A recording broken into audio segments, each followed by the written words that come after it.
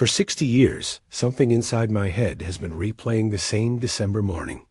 A frozen field that tastes like steel, tank engines coughing once and dying, and a line of jerry cans stacked like a strange, neat cemetery. It comes without warning. 1 second, I'm sitting in a kitchen or on a park bench, and the next I'm there again, up to my knees in mud that stinks of cold gasoline and burned coffee. I can still hear the sound, the hollow clank of metal lids, the wet slap of canvas against wood, the low animal rattle of a tank that will not start. I found out later years, after they stitched the shrapnel out of wherever they could, that a fragment lodged itself too close to something that makes memory behave like a projector. For some men, it's a smell. For others, a song.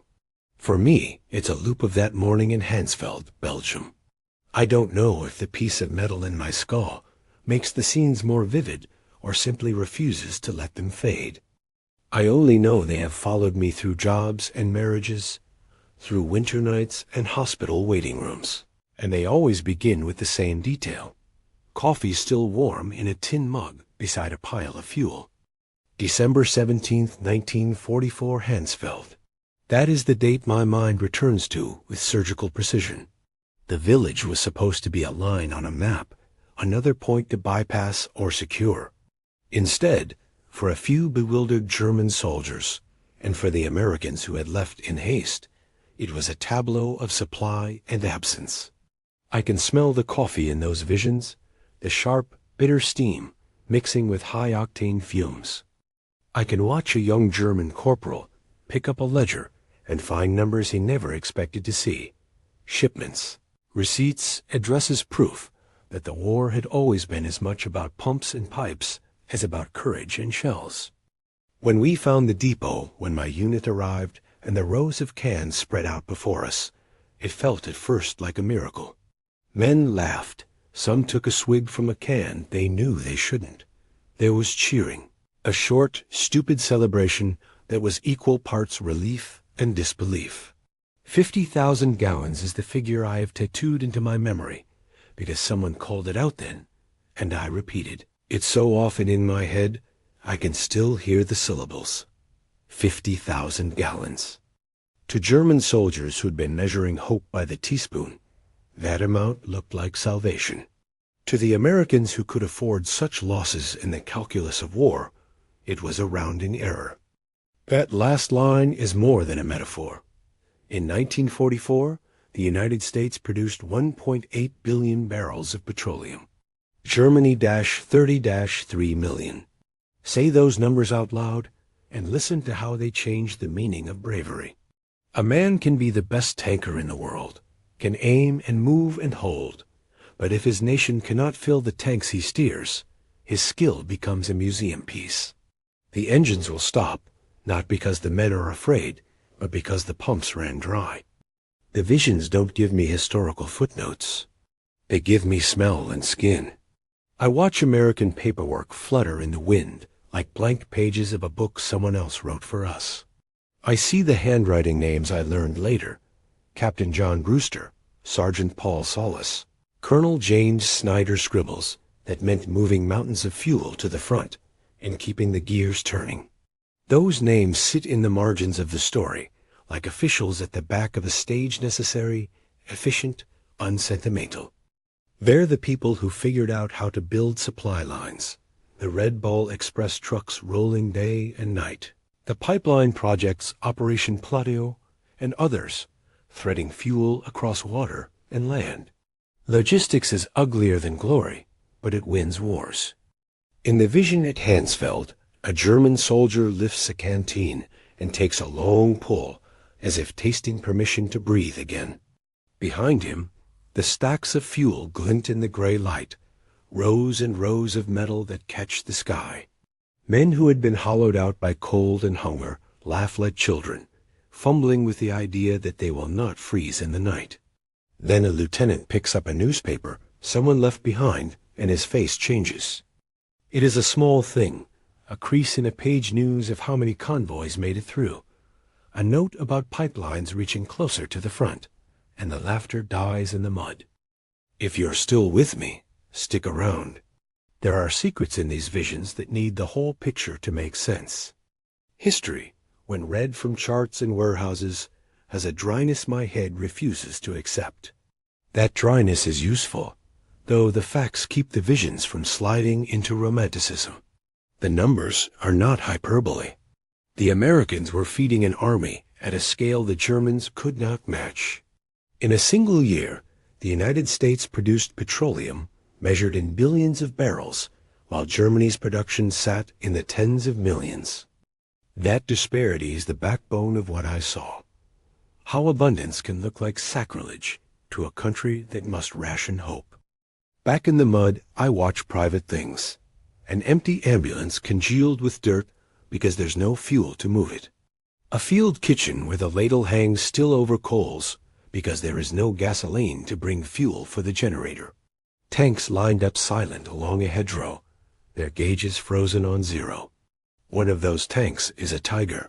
I remember the engine's final cough, the way the crew clambered out as if embarrassed, as if the machine had let them down. They argued over whether to scavenge gasoline from a nearby supply or to abandon the beast. In my vision, they walk away with their packs, boots slapping on packed snow, heads down. There is no triumph in that scene, only a strange new humility. The war had ceased to be a contest of who could fight better and become instead an arithmetic problem of liters and miles. The documentary side of any honest telling would point out specifics. The Red Ball Express was a lifeline, a network of thousands of trucks and drivers, some from the quartermaster corps, worked with almost religious devotion moving fuel, food, and ammunition across European roads day and night. Operation Pluto Pipelines Under the Ocean began as an engineering answer to the problem of moving massive quantities of fuel from Britain to the continent, without exposing convoys to every shell and storm. Together, these systems delivered the sort of steady, industrial heartbeats an army needs. The Germans had no equivalent at scale. That does not mean individual acts of valor meant nothing. Please do not flatten those stories. Men did extraordinary things in those weeks. They also deserted an extensible truth. If you are starving or if your engine has no oil, feats of individual heroism are brittle and rare. The surrender of equipment, the abandonment of tanks, the slapping of hatches shut, and the walking away was not always shameful. Sometimes it was an understanding that the war had shifted into a different language, supply and resupply. The next vision is louder. It pulls back from the neat rows of cans of Hansfeld and shows me a different color of fire. Stavallo Indefinido burns. I say the name the way I learned it from whispers and patched together maps, but I mark it as Indefinido because my memory borrows from half-heard words, and because official records sometimes spell the same place differently. What I see in that vision is a column of black smoke, like a new kind of church tower, rising until even the birds avoid the sky above it. Soldiers stand in groups, not cheering now, but watching something they have been ordered to do, to pour gasoline into pits and set it aflame so the enemy cannot use it. They are not pleased by this. The act is calculated, cold, and full of grief. I remember the heat on my face as if I were there. Flames licked at the cold steam rose, and the smell was not like a neat petrol station. It was sulphurous, thick with burned paper and cloth and wooden crates. Nearby, a convoy of vehicles idled because the supply chain had been severed intentionally, fuel destroyed to deny it to the enemy. The Americans did not always leave captured depots intact. Sometimes they torched what they could not guard. Other times they poured out millions of gallons into controlled fires to prevent them from falling into German hands. The scale of destruction was such that the smoke could be seen for miles, a column that announced to anyone looking that this landscape was being unmade and remade by decisions that had nothing to do with any single soldier's courage. A military historian would catalog this as tactical denial. A soldier standing in that mud would call it bitter and necessary. In my head, It's a moral grayscale. We are burning what we cannot have, and the men who set the match know its smell will follow them for years. Ambulances that had been left behind sit with their doors ajar, empty of motion because their tanks are dry. Wounded men who might have been moved remain where they lay, bundled in frost. The logistical choice deny resources to the enemy has immediate human consequences on pain and death, on the small economies of kindness that a battlefield runs on. There was a moment amid the blaze that always pure-cuts my memory. A German soldier takes a can, looks at the label, and begins to cry, not with theatricality. It is the raw sound of a body that has been pushed beyond explanation. He is not weeping for lost territory. He is weeping because someone taught him that fuel was money, was warmth, was movement, and now it is ash. He sits down by the pit and covers his face. That image haunts me more than any roar of guns. It suggests, in one human shape, the collapse of a system.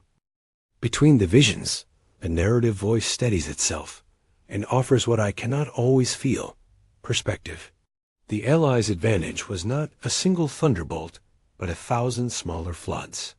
Where one army could only dream of delivering 50,000 gallons to a unit like the one I imagined at Hansfeld, the Allies could move millions over weeks. That is not to diminish the tactical genius some German commanders displayed in the Ardennes. It is simply to say that the arithmetic of supply had already biased the game. The Red Ball Express and pipeline networks were not glamorous. They were the heavy, anonymous machinery of victory.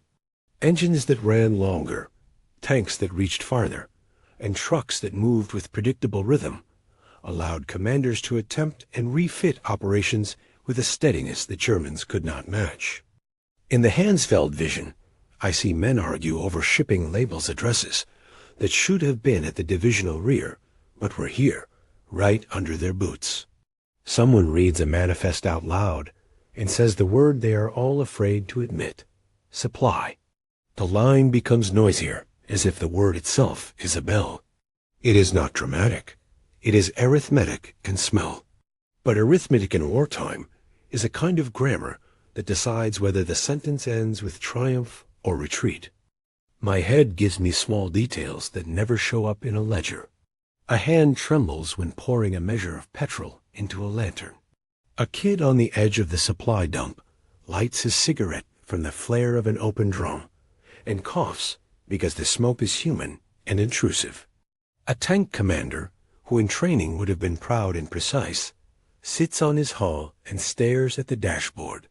The needle on his fuel gauge points to empty, like a moral compass spun and dulled. These images are smaller than the numbers, but they explain why numbers matter. A gauge is not an abstract. It is where a man meets his future. History tells us that the Americans could afford losses in a way the Germans could not. Allied convoys and pipelines were abundant enough to enable tactical burnings that would be unthinkable for an army with less. Where an American logistics officer, like Captain John Brewster, might counsel to sacrifice fuel on the altar of larger strategy, a German quartermaster saw in each burned and a personal story cut short. The juxtaposition is ugly. In one camp, fuel is a resource to be managed, possibly sacrificed for strategic advantage. In the other, it is life and motion. The visions press on. After Hansfeld, after the fires, there comes the image I wish did not repeat. Rows of tanks abandoned long after their crews have decided there is nothing left worth keeping. They stand like statues in a forgotten parade ground, hatches yawning, wheels slack with disuse. Men approach, go inside to retrieve what they can. Maps, letters, a child's drawing, pressed between pages of a Bible, and then leave the rest. For the men who walked away, the decision to surrender a machine was often practical. For me, watching and smelling and hearing it over and over, it was a lesson bending into shape. Battles are not won only on courage and tactics. They are sustained by the invisible hands that keep the engines fed. I am not saying this to minimize sacrifice. Far from it. There are acts of bravery that deserve to be placed at the center of history. But the visions insist that we view those acts in context. A tank commander who holds a hill is heroic. A nation that can replace that tank and fuel another is decisive. Sometimes when the vision pauses, I can hear the names of men who made the logistics work, drivers who drove through nights, engineers who patched pipelines, clerks like Sergeant Paul Solis, who matched manifests to trucks, men who kept the arithmetic honest. They did not get shouty medals for long-distance hauling. Their work shows up as numbers on a page, and in my head, it shows up as the steady clank of a supply chain that would choose which battalions live to fight another day. One of the harder things the visions give me is the image of a Commander Piper Indefinido, a name I was taught to say carefully standing in a field of metal, his expression folded into incredulity. He had been paid and trained for blitz and pounce. He had not been trained for a battlefield where the enemy could simply let an enormous sum of fuel burn rather than surrender it. The scene could be read two ways, as a tactical decision or as an insult. To the men who watched the columns of smoke, it felt like both. There are, inside these memories, small echoes of policy and production. A line is sometimes read aloud in my visions. The Americans produced more petroleum than any other belligerent, and that production meant the ability to feed armies like mouths to a starving machine. The German output, 33 million barrels, was dwarfed by American capacity. These figures are cold. But when they meet the smell of burnt fuel and the sight of a tank turned to a corpse, they become narrative. And still the story is not complete. The visions are partial by nature. They give me fragments. The inventory ledger, the abandoned ambulance, the man who cried over a can. They do not always explain the decisions at the highest level, the meetings where colonels and generals weighed burning fuel against holding ground.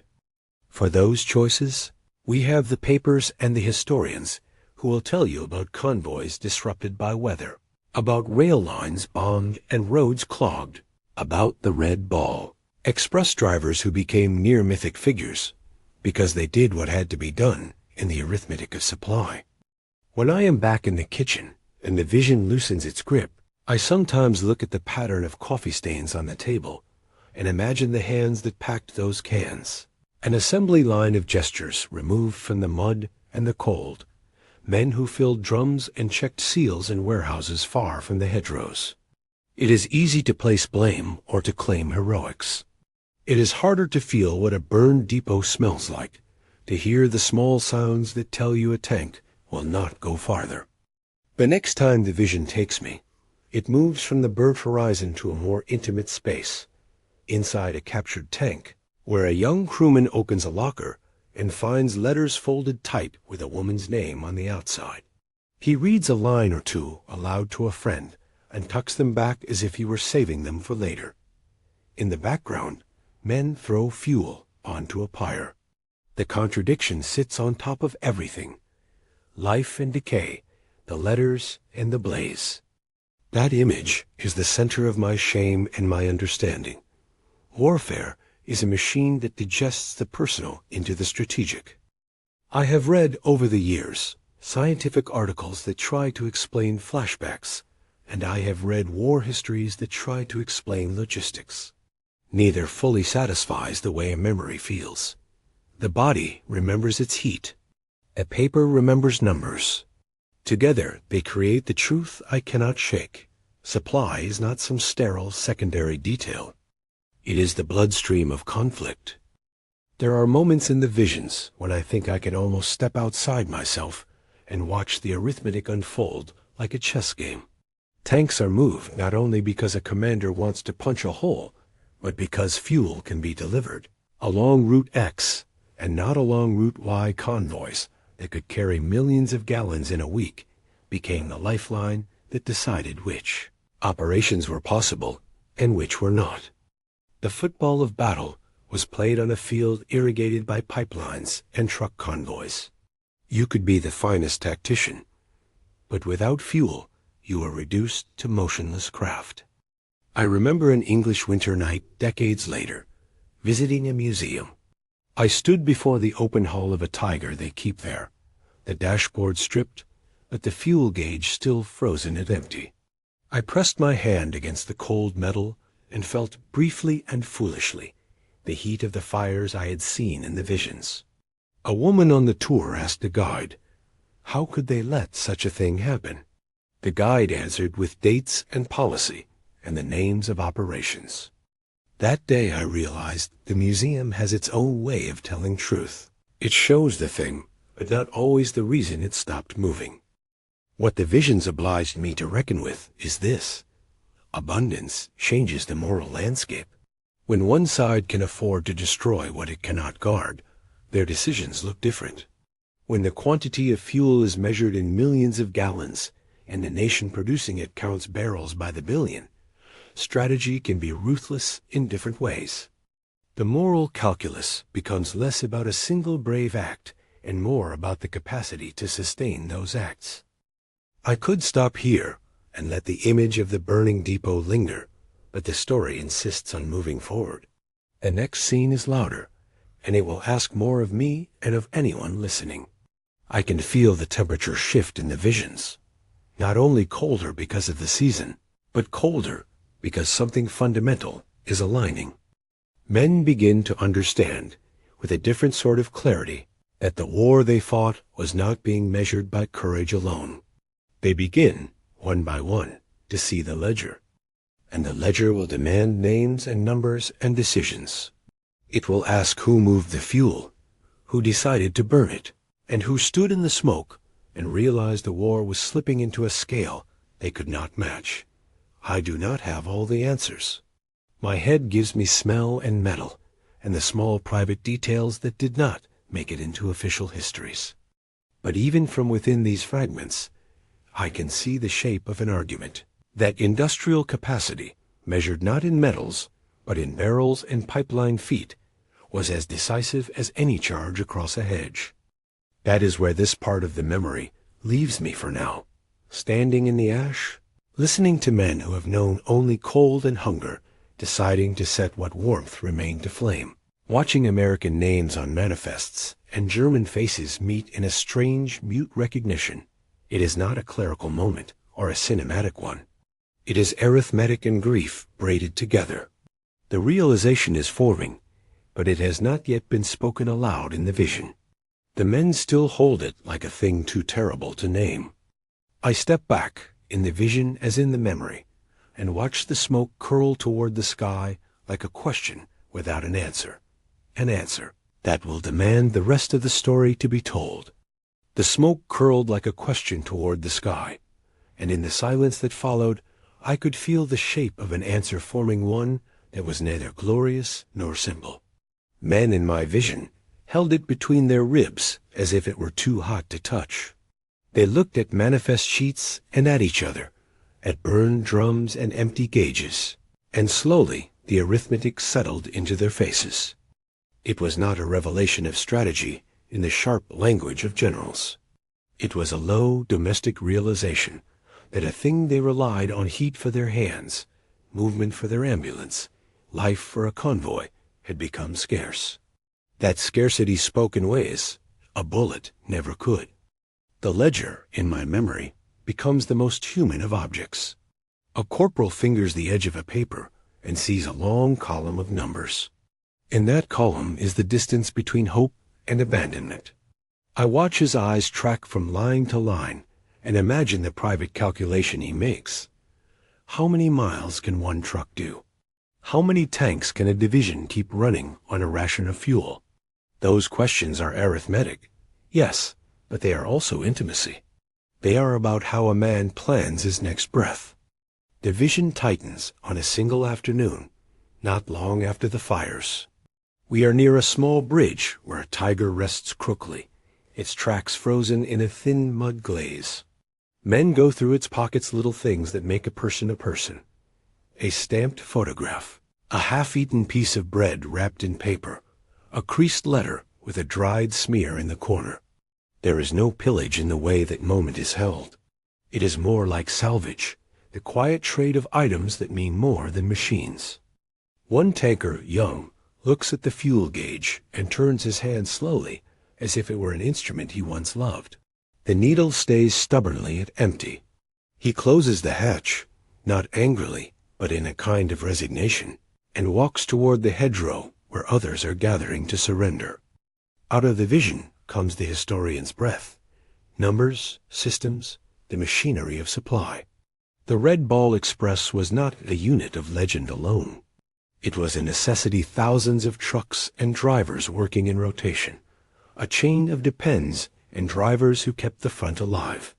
Operation Pluto and pipeline networks beneath the channel and across the beaches were engineering answers to strategic vulnerability. These were not romantic solutions. They were engineering calculus away to move millions of gallons in a campaign that demanded millions. The United States in 1944 produced 1.8 billion barrels of petroleum. Germany produced 33 million. Those figures reduce battlefield heroics to a prop in a larger theater. They do not erase bravery. They explain why some acts became possible and others could not be sustained. Back in the mud, I watched something simpler and crueler. Men lighting fires from drums because there is no heat in their shelters, burning fuel in open pits to keep numb toes warm, using precious liters to rescue a comrade from frost rather than to move a gun. The idea that fuel could be both currency and warmth takes on a literal weight. When commanders ordered fuel destroyed to deny it to the enemy, they were, in effect, choosing between strategic denial and immediate human comfort. The smoke rose and carried the consequence with it. There is a scene that always returns to me with the clarity of a snapshot. A sergeant kneeling beside an abandoned ambulance, hands in the cold dirt, fingers searching for a certificate or a logbook. He finds nothing but frost, and then a small handkerchief with a monogram. He folds it and places it inside his greatcoat, as if to keep a trace of someone safe. Meanwhile, the convoy that might have taken wounded men to a field hospital stands idle because the nearest fuel stockpile has been torched or is under guard too thin to be risked. People bleed on the roadside. The supply decision makes their suffering a mathematical variable in the calculus of victory. I do not want to be mechanical about this. There were men who stood and performed miracles within constraints. There were medics who improvised sleds and drivers who took impossible roads through wreckage to deliver what they could. Yet the vision insists on the foreground detail. An empty tank is a concrete statement that the war has shifted registers. A man who can outmaneuver an opponent on principle alone finds his skill curtailed by an impalpable force. No longer enemy fire, but the absence of the thing that turns possibility into movement. In the records, the scale of Allied logistics reads like a different species of warfare. Convoys measured by the ton, measured by gallons moved, with a relentlessness that industrial societies had never before required of so many bodies at once. The Red Ball Express, for instance, ran like a heartbeat, a set of roads with names and numbers and rosters, drivers pushed to the edge of endurance. Operation Pluto's pipelines, undersea and underland, were an engineering promise. Fuel would come without the vulnerability of convoys.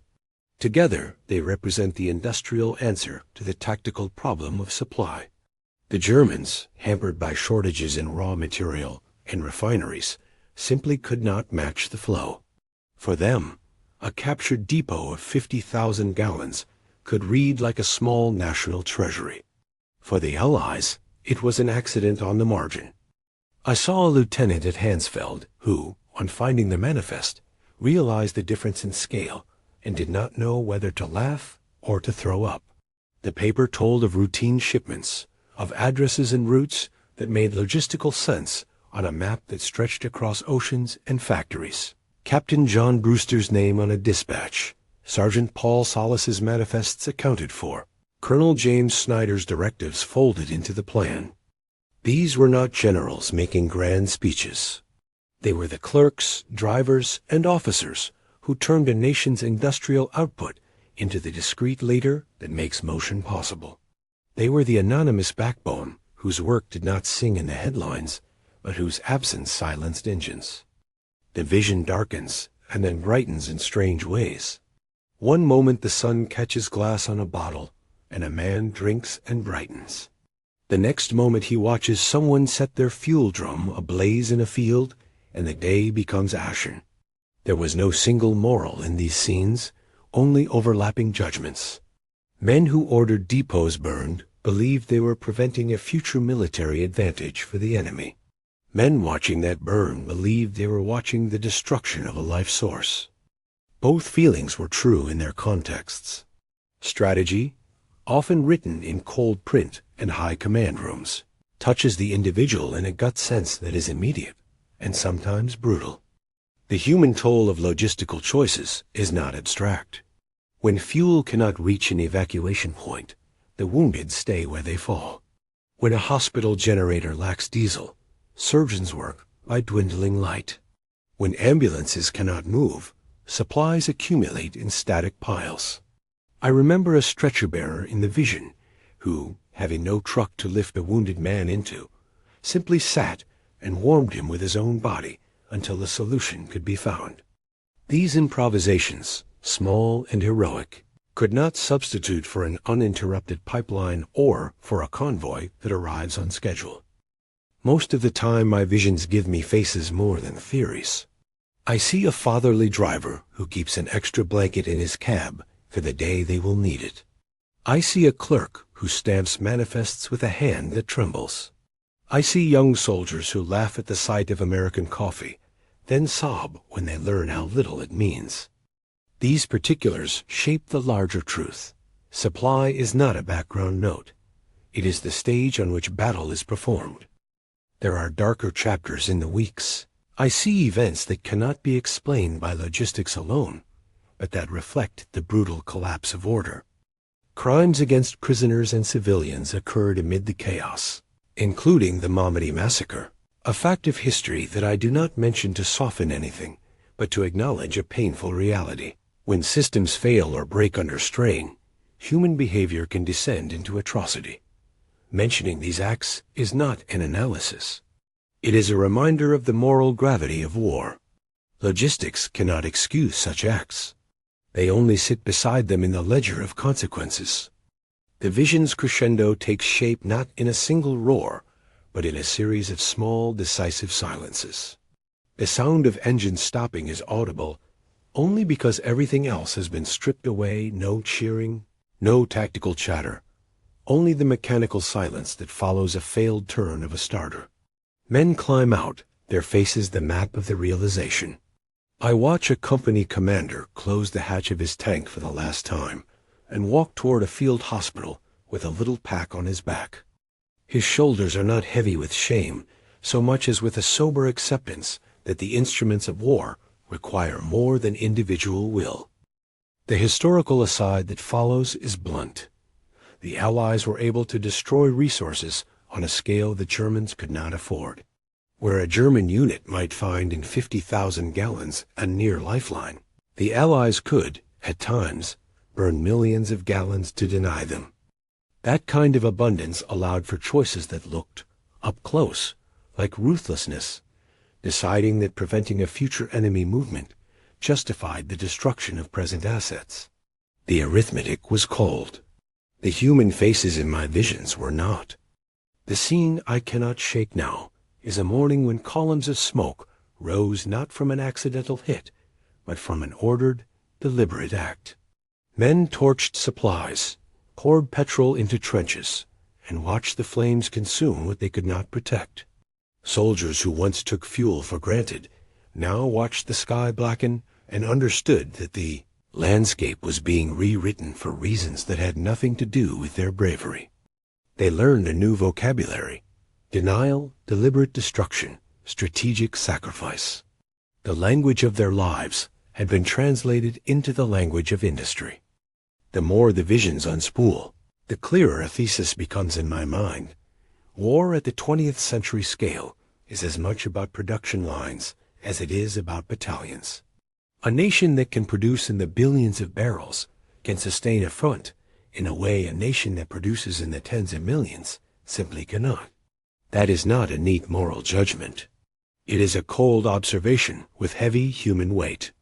Soldiers operate in both worlds, the immediate, personal world of mud and cold, and the industrial world of barrels and trucks. I have tried, in different conversations, to express what it feels like to carry that dual awareness for decades. It surfaces in the oddest places. A friend once asked me, over tea, whether I regretted the things I had done. I told him my regret was not about tactics, but about what we let go of the small, human economies we burn when we call them necessary. Some will read that as sentimentality. Some will read it as an argument for different war policies. I do not parse it into doctrine. I only say that memory insists on attending to those costs. Years pass in my life between the flashes. I marry, work, raise children. The shrapnel in my head does not speak in the language of calendars, but in the language of smell and metal. It interrupts a funeral with a cough of tank exhaust. It fills a Thanksgiving kitchen with the phantom noise of a library of tins. Friends die, new wars start and end. Governments change. Yet when the vision comes, all those increments of time fall away, and I am transported back to the arithmetic of cold and fuel. Once I stood in a lecture hall and listened to a historian explain the Ardennes offensive as if it were a clean story of tactics, of brilliant maneuvers and unfortunate timing. He used maps, arrows, and baits. People applauded. I felt small in the seat. I wanted to stand and interrupt with the retort that maps only show lines. They do not show the breadth of men on the other side of those lines. They do not show the small ledger in a corporal's hand that decides whether a unit moves or stays. The historian's account was not untrue. It was simply incomplete in a way my shrapnel would never let me ignore. There is a moment, in almost every telling of these visions, when a name returns, the name I say carefully, because I have been told it was spoken quietly in the field.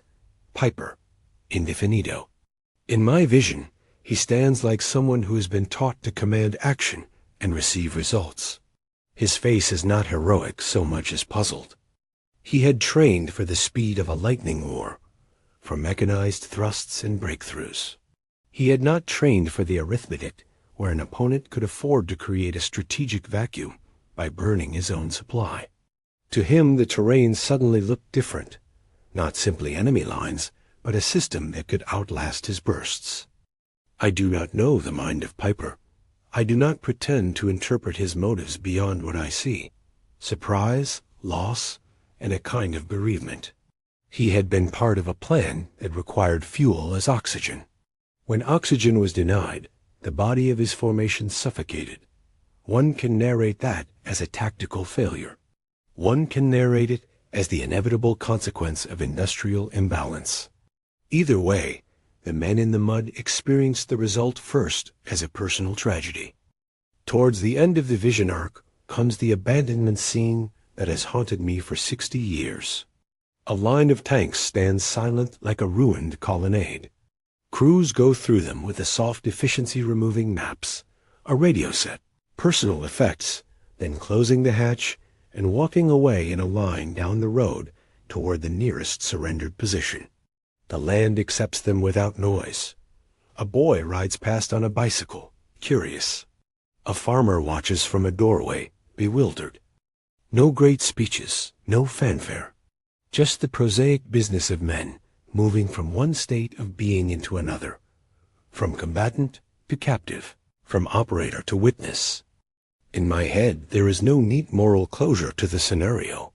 The arithmetic that decided these scenes is part ledger, part conscience. I am not asking you to admire the logistics. I am asking you to see how abundances, those geological, industrial flows of fuel, become moral actors in their own right.